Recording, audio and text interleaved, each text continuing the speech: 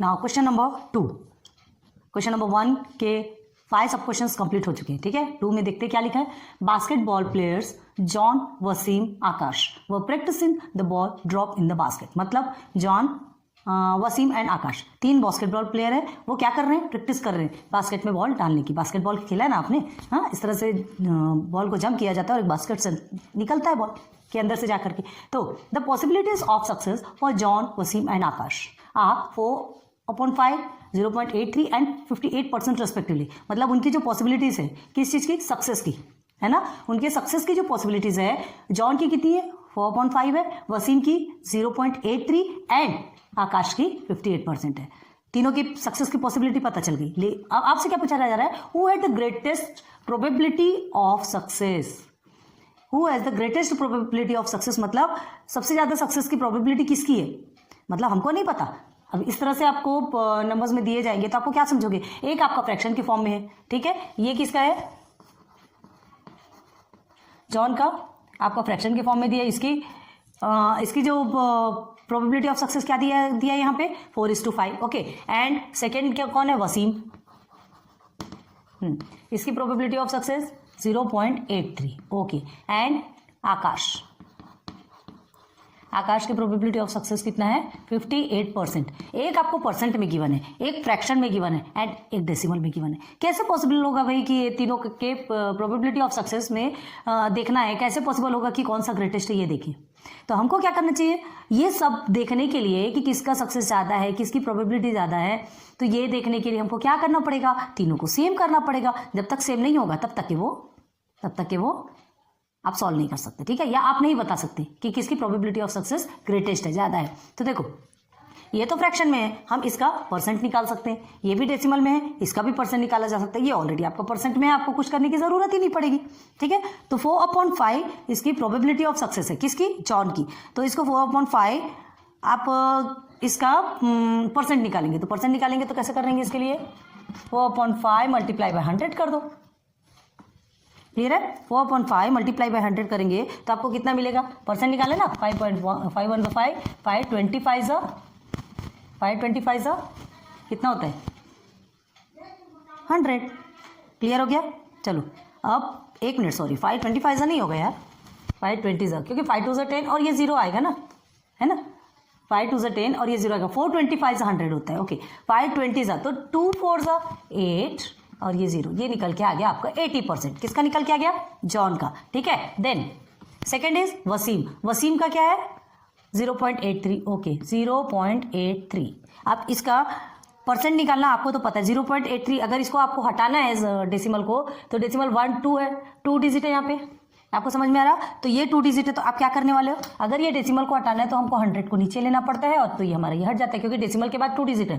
तो 2 0 वाले ऐसे नंबर जिससे ये हट जाए, या तो आप इस तरह से करके फिर 100 से मल्टीप्लाई करोगे, ठीक है, या फिर डायरेक्ट आपको पता है कि ये डेसिमल ऐसा लेगा, क्योंकि ये 100 कटेगा तो ऑलरेडी आपका कितना आने वाला है, 83 आने वाला है। तो यहीं से सॉल्व कर लो, आपका आ गया 83%। कितना आया, 83%। अगर नहीं समझ आ रहा फिर भी बता रहे हैं, 0.83 अपॉन में 100 मल्टीप्लाई बाई, सॉरी ये 100 करोगे तो ये 0.83 हट जाएगा ना, क्योंकि हमको डेसिमल हटाना है तभी तुमने 100 लिया, और मल्टीप्लाई बाई 100, तो ये और ये कट गया। देखो यहाँ पे ये भी 83 आया। अब डायरेक्ट आप 100 से मल्टीप्लाई करोगे तो भी आपको 83 आएगा। मर्जी आपकी, आपको ऐसा करना है या ऐसा करना है, ओके। चलिए, तो 1 2 एंड 3 निकल के आ गए तीनों के परसेंट। तो चलो, here the probability of success of John, ठीक है, John is 80% and second Wasim is 83% and आकाश की प्रोबेबिलिटी ऑफ सक्सेस कितनी है, 58%। बस अब यहां से आप फाइंड कर सकते हैं कि किसकी प्रोबेबिलिटी ऑफ सक्सेस ग्रेटेस्ट है। आपसे क्या पूछ रहा है, who had the greatest probability of success, ठीक है। तो क्या लिखोगे, देयरफॉर वसीम, ठीक है, और वहां पे लिख लीजिए परसेंट 83% हैज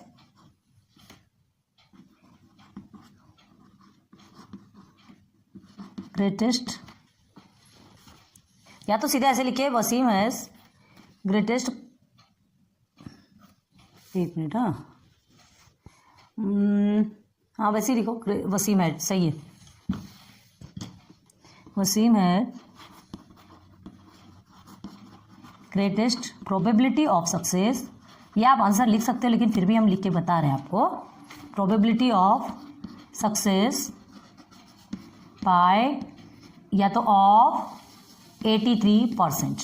ओके, ये हमने कर लिया इनबॉक्स, क्लियर हो गया। तो क्वेश्चन 2 आपका कंप्लीट। याद रखना ये आपका थोड़ा अलग टाइप का क्वेश्चन है, अभी तक आपने परसेंटेज वाले क्वेश्चंस नहीं किए, हमने आपको कहा था परसेंटेज वाले भी आएंगे। तो परसेंट निकालना, तो पहले परसेंट, अगर एक का परसेंट, एक का डेसिमल, एक का फ्रैक्शन में होता है तो सबसे पहले हमको क्या करना है, सबके परसेंटेज निकालोगे। परसेंटेज निकालोगे तो सबका सेम आ जाएगा, सेम इन द सेंस सबका परसेंट में आ जाएगा, तब आप इजीली समझ सकते हो, है ना, इजीली आप दिमाग लगा सकते हो कि किसका प्रोबेबिलिटी ऑफ सक्सेस ज्यादा है। ये परसेंट में आ गया, तीनों का परसेंट देख लो, है ना, ये 80% है, एक 83 है, आकाश का 58 है, मतलब Wasim had greatest probability of success of 83%। Clear. चलो क्वेश्चन 3 देखें, आते हैं फिर क्वेश्चन नंबर 3। ठीक है, 1 and 2 complete. 3, in a hockey team there are 6 defenders. ठीक है, हॉकी टीम पता है ना आपको, हाँ हॉकी टीम जानते हैं कि नहीं आप सब? हॉकी टीम किसको बोलते हैं? आपके जो इंडिया का जो नेशनल गेम है वो क्या कहलाता है, पता है क्या? चलो कमेंट सेक्शन पे बताओ। ठीक है, there are 6 defenders, 4 offenders and 1 goalie. Okay, क्या दिया जा रहा है आपके हॉकी टीम में? 6 डिफेंडर्स हैं, 4 ऑफेंडर्स हैं एंड 1 गोली। कितने लोग होते हैं हॉकी टीम में? एक टीम में कितने लोग होते हैं? कमेंट सेक्शन पे बताओ, अभी तो वैसे भी समझ आने वाला है। 6 डिफेंडर्स है, 4 ऑफेंडर्स है, 1 गोली है, इन द सेंस टोटल 11 होते हैं। ओके, हॉकी टीम में 11 प्लेयर्स होते हैं जिसमें 6 डिफेंडर्स है, 4 ऑफेंडर्स एंड 1 गोली है। ठीक है, अभी आगे को छोड़ दो, यहाँ तक देखो। तो हॉकी टीम में इतने लोग हैं तो आपका सैंपल स्पेस, ठीक है, कैसा बनेगा? चलो पहले क्वेश्चन पढ़ो। Out of this 1 player is to be selected randomly. Randomly बोला जा रहा है, रैंडमली मतलब यहाँ पर रैंडमली एक्सपेरिमेंट चल रहा है। ठीक है, बिना देखे बिना समझे। Out of this 1 player is to be selected randomly as a captain. इन सब में से रैंडमली किसी एक को क्या करना है? क्या करना है? कैप्टन सेलेक्ट करना है। ठीक है, तो find the probability of the selection. अब आपको प्रोबेबिलिटी ऑफ द सिलेक्शन निकालना है। किसका किसका? पहले देखो, द गोली विल बी सेलेक्टेड। अगर गोली सेलेक्टेड होगा, गोली मतलब जो गोल के स्पेस में रहता है ना, गोल के प्लेस में रोकता है जिसको बॉल को, तो गोली विल बी सेलेक्टेड। अगर वो सेलेक्ट होगा तो उसकी प्रोबेबिलिटी क्या होगी, कि कैसी होगी, कितनी होगी, है ना? प्रोबेबिलिटी समझते हो ना आप? प्रोबेबिलिटी मतलब जो भी इवेंट रहते हैं, प्रोबेबिलिटी हमेशा इवेंट की निकलती है, याद रखना। जो इवेंट रहती है उसमें उसकी प्रोबेबिलिटी कितनी होती है, कितने परसेंट होती है, या फ्रैक्शन में भी आंसर्स निकलते हैं, तो वो उसकी प्रोबेबिलिटी मतलब पॉसिबिलिटीज कितनी होती है कि वो गोली सेलेक्ट होके आएगा। तो कितने गोली होते हैं? हाँ, तो एक ही गोली है, यहाँ एक ही गोली है। और 6 डिफेंडर्स भी है, देखो, और defenders will be selected. Second में आपसे पूछा है, तो डिफेंडर्स सेलेक्ट होंगे तो क्या पॉसिबिलिटीज होगी? 6 डिफेंडर्स है तो वो 6 में से ही होंगे ना, वो 6 में से ही होंगे, ये पता है, लेकिन कौन होगा ये नहीं पता। क्लियर है? वैसे ही 4 ऑफेंडर्स, तो ऑफेंडर्स का आपको नहीं दिया है, लेकिन हमको अभी सैंपल स्पेस तो बनाना पड़ेगा। ठीक है, और सैंपल स्पेस क्या होता है? हाँ, ऑल पॉजिटिव आउटकम्स, जितने भी आउटकम्स होते हैं, है ना, ऑल पॉसिबल आउटकम्स जो होते हैं वो पूरे सैंपल स्पेस में आते हैं। तो सबसे पहले हमको सैंपल स्पेस निकालना है, लेकिन उसके पहले भी हमको क्या करना है? जो 6 डिफेंडर्स, 4 ऑफेंडर्स एंड 1 गोली, इनको एक नेम देना पड़ेगा, तब तो कहीं जाके आप सैंपल स्पेस बनाओगे ना, तो कैसे बनाने वाले हो? ठीक है, 6 डिफेंडर का 1 2 3 4 5 6 और 4 ऑफेंडर्स का 1 2 3 4, ऐसा तो नहीं लिख दोगे। क्लियर है? चलो फिर हम पहले बनाएंगे, पहले लिखते here from 6 defenders, from 6 defenders, 4 offenders and 1 गोली। ठीक है, and 1 गोली। इतने के बारे में, इन्हीं लोग, इतने ही लोग है ना, देखो 6 4 and 1 कितने हो गए? टोटल 11 हो गए। ओके, ठीक है, तो 1 player is to be selected. ठीक है, हियर फ्रॉम 6, इतने लोगों में से 1 player is to be selected, ये आपको लिखना पड़ेगा as a captain, as a captain. Okay, ये हो गया। हमसे यही पूछा, यही कहा जा रहा है करने के लिए, तब हम क्या करेंगे? लेट जो 6 डिफेंडर्स है ना, 6 defenders is equal to D1, D2, D3, D4,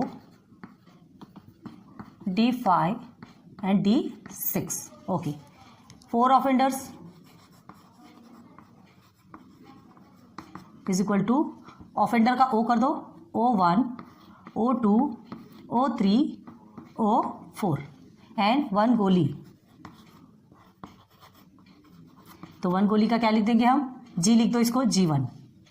ठीक है, सबके नाम। अब हमको क्या करना है, ऑल पॉसिबल आउटकम्स, तो यही तो हमारे पूरे पॉसिबल आउटकम्स है जो कि सैंपल स्पेस के सेट बनेंगे। ठीक है, तो जो एक सेट बनता है ना सैंपल स्पेस में, जो एक सेट बनता है वो ऑल पॉसिबल आउटकम्स के बनते हैं, तो बनाएंगे हम सैंपल स्पेस। ठीक है, तो therefore S is equal to पूरा लिख दीजिए, D1, D2, D3, D4। चलो ये इसको आप पूरा फिलअप करेंगे तो कैसे आएगा, आ जाएगा ऐसा। ठीक है, और N ऑफ S हमारा 11 आ जाएगा। ये सबको करो, टोटल आपका 11 आता है। 11 प्लेयर है तो 11 ही तो आएगा। अब हम क्या देखेंगे, इवेंट के कंडीशन जो है ना उसको देखते हैं। इवेंट के कंडीशन, द गोली विल बी सेलेक्टेड, है ना। अगर गोली सेलेक्ट होता है तो उसकी प्रोबेबिलिटी क्या होगी, गोली सेलेक्ट होता है तो उसकी प्रोबेबिलिटी क्या होगी। तो लेट हम क्या कर सकते हैं, इसे इवेंट A मान लेंगे और उसे इवेंट B मान लेते। तो नंबर 1 लेट इवेंट A। अब ये इवेंट A में आपको ये तो पहले आपको एज इट इज लिख लेना है। ठीक, ये जो दिख रहा है द गोली विल बी सेलेक्टेड आप खुद लिख सकते हैं। ठीक है, therefore event A is equal to, A में क्या बोला, गोली विल बी सेलेक्टेड। यहाँ पे अब सैंपल स्पेस में आ जाए तो गोली विल बी सेलेक्टेड, तो गोली एक ही दिख रहा है, G1। और कोई एक्स्ट्रा है क्या, गोली तो एक ही है। ओके, एक टीम की बात हो रही है, याद रखना, दोनों टीम की नहीं कि उधर के और इधर के दोनों मिला के ले रहे, हम एक टीम की बात चल रही है यहाँ पे। तो ये G1, तो देयरफॉर आपके N ऑफ A क्या निकलेगा, N of A is equal to 1। Clear, तो अब इसकी प्रोबेबिलिटी निकालेंगे। तो now P of A is equal to N of A upon N of S। तो इज इक्वल टू में क्या हो जाएगा, N ऑफ A आपका 1 है, N ऑफ S आपका 11 है, 1 अपॉन 11। ठीक है, तो देयरफॉर P ऑफ A आप नीचे लिखिएगा, हम ये साइड में लिख रहे हैं, नीचे स्पेस में आपको दिखेगा नहीं इसलिए लिख रहे हैं। P of A is equal to 1 upon 11। ठीक है, तो ये किसकी प्रोबेबिलिटी निकल के आ गई, गोली की। फर्स्ट इवेंट देखो, फर्स्ट इवेंट की probability P of A is equal to 1 of 11 निकल के आ गई, गोली की प्रोबेबिलिटी। क्लियर है, चलो अब हम चलते हैं सेकंड कंडीशन। सेकंड कंडीशन क्या दिया, second event a defender will be selected, है ना। अगर एक डिफेंडर सेलेक्ट किया जाता है तो डिफेंडर कितने हैं, टोटल 6 है। ठीक है, यहाँ पे दिया है देखो, D1 से लेकर D6 तक के हैं, डिफेंडर 6 है, तो उसकी क्या प्रोबेबिलिटी होगी, कौन उसमें से एक कैप्टन सेलेक्ट होगा अगर डिफेंडर होता है तो क्या लिखेंगे, चलो लेट इवेंट B। ठीक है, लेट इवेंट B, ये पूरा आप एज इट इज लिखिए। तो therefore B is equal to, अब डिफेंडर कितने हैं, D से लेके 6 तक के। ओके, तो D1, D2, D3, D4, D5 and D6, ये आपका सैंपल स्पेस बन गया। सॉरी, इवेंट B के सेट बन गए, क्योंकि ये फेवरेबल आउटकम्स है। सॉरी, सैंपल स्पेस में आपका टोटल आउटकम्स जितने पॉसिबल आउटकम्स होते हैं वो सैंपल स्पेस में। ठीक है, ये favourable outcomes of event B। ठीक है, अब हमें क्या करना है, ये तो मिल गया, तो N ऑफ B आपका क्या निकलेगा, 6। Okay, now possibilities of event B, probability of event B is equal to N of B upon में N ऑफ S। अब ये थोड़ा स्पीड में चलेंगे क्योंकि ये सब आपको आता है, बार बार बताने की जरूरत नहीं है। N ऑफ S हमारा 11 था, तो 6 अपॉन 11, तो therefore probability of event B is equal to 6 upon 11। Okay, नीचे पूरा आंसर अगर लिखना है तो लिख दीजिए, probability of event A is equal to 1 upon 11 and probability of event B is equal to 6 upon 11। This is your final touch. ठीक है, क्वेश्चन नंबर 3 कंप्लीट। चलिए देखते हैं question number 4। Question number 4। Joseph kept 26 cards in a cap. Joseph ने अपने cap में, अब टोपी में से कैसे रहेंगे, टोपी को पलटा और उसमें कार्ड्स रखा। ठीक है, 26 कार्ड्स अपने कैप में रखा।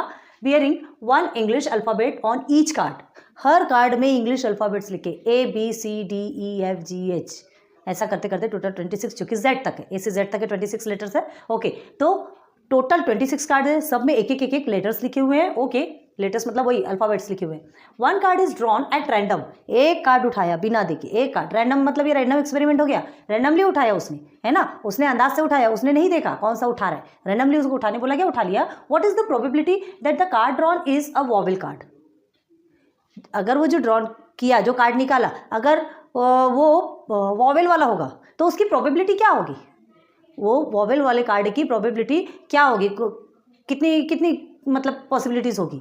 ठीक है, तो वॉवेल तो आपको पता है, तो पहले अभी उसे छोड़ो।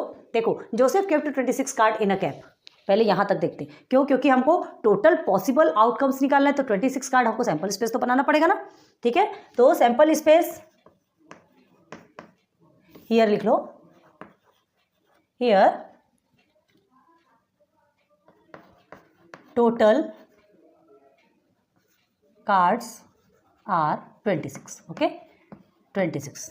तो therefore S is equal to क्या निकल के आएगा आपका, टोटल आउटकम्स 1 2 3 4 से लेके आप 26 तक के करेंगे।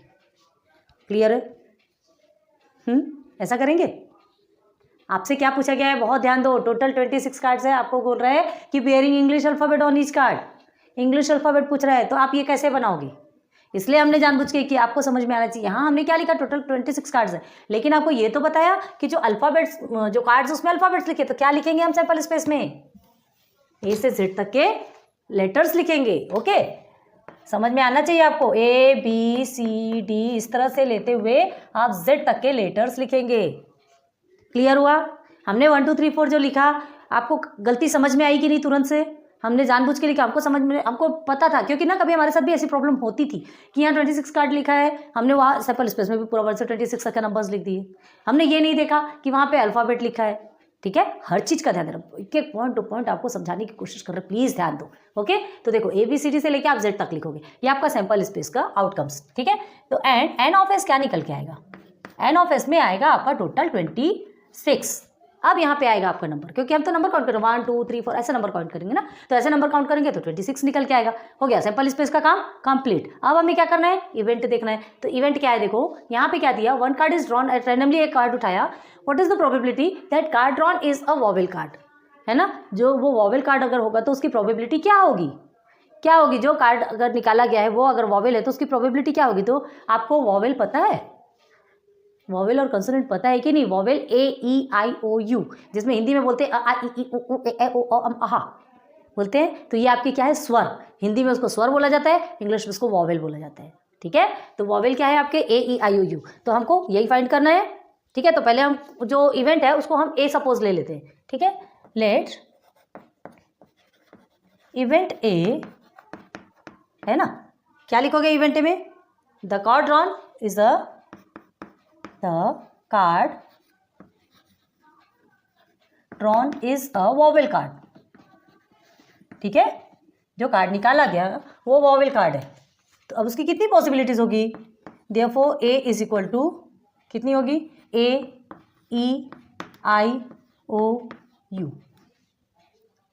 क्लियर हुआ?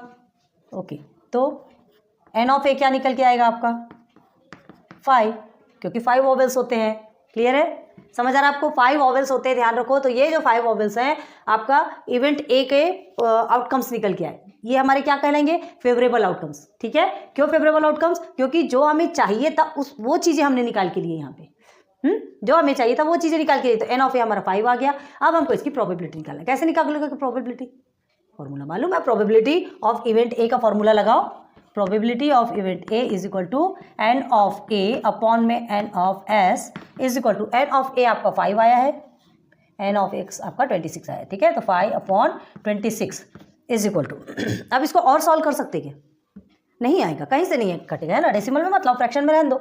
ठीक है, तो देयरफॉर कर लो यहाँ पे, तो देयरफॉर नहीं, सॉरी यहाँ पे नाउ लिखते हैं, नाउ, क्योंकि हमको P ऑफ A फाइंड करना है। अब देयरफॉर यहाँ आएगा P of A is equal to 5 upon 26, बस। तो यही हमारा आंसर है कि ये जो है वॉवेल कार्ड की जो प्रोबेबिलिटी है ना, वो कितनी होगी 5/26 होगी। ठीक है, समझा कि नहीं? तो आंसर में क्या लिखोगे? आंसर में लिखेंगे 5/26, इनबॉक्स कर लो। ठीक है, is the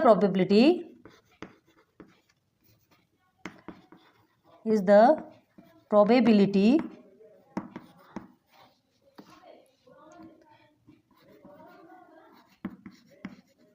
that the card drawn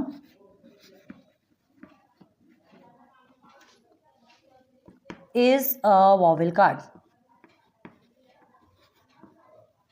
okay, complete. समझ में आया? बहुत इजी था, थोड़ा समझने का फेर है। कंसेप्ट अगर अच्छे से समझ में आता है तो आप बहुत अच्छे से क्लियर कर सकते हो। ठीक है, छोटा सा क्वेश्चन था, छोटा सा आंसर निकला। कंसेप्ट अच्छे से समझना बहुत जरूरी है, बार बार समझा रहे हैं आपको। कब सैंपल स्पेस निकालना है? फर्स्ट का देख करके सैंपल स्पेस निकालना है, बाद में फिर आपको पूरे इवेंट फाइंड करना है, इवेंट उसके लास्ट में आपको प्रोबेबिलिटी फाइंड करना है। क्लियर है? ये चीज़ें अब इतनी बार पढ़ा चुके हैं कि अब आपके लिए बहुत ईजी हो जाना चाहिए, और हो भी गया होगा, कन्फर्म हम बोलते हैं। लेकिन नहीं हुआ तो प्लीज़ थोड़ा सा प्रैक्टिस करो, थोड़ी सी प्रैक्टिस करने की देर है, थोड़ी सी प्रैक्टिस में आप सब कुछ क्लियर कर सकते हो। ओके, तो चलो कंप्लीट कर लो।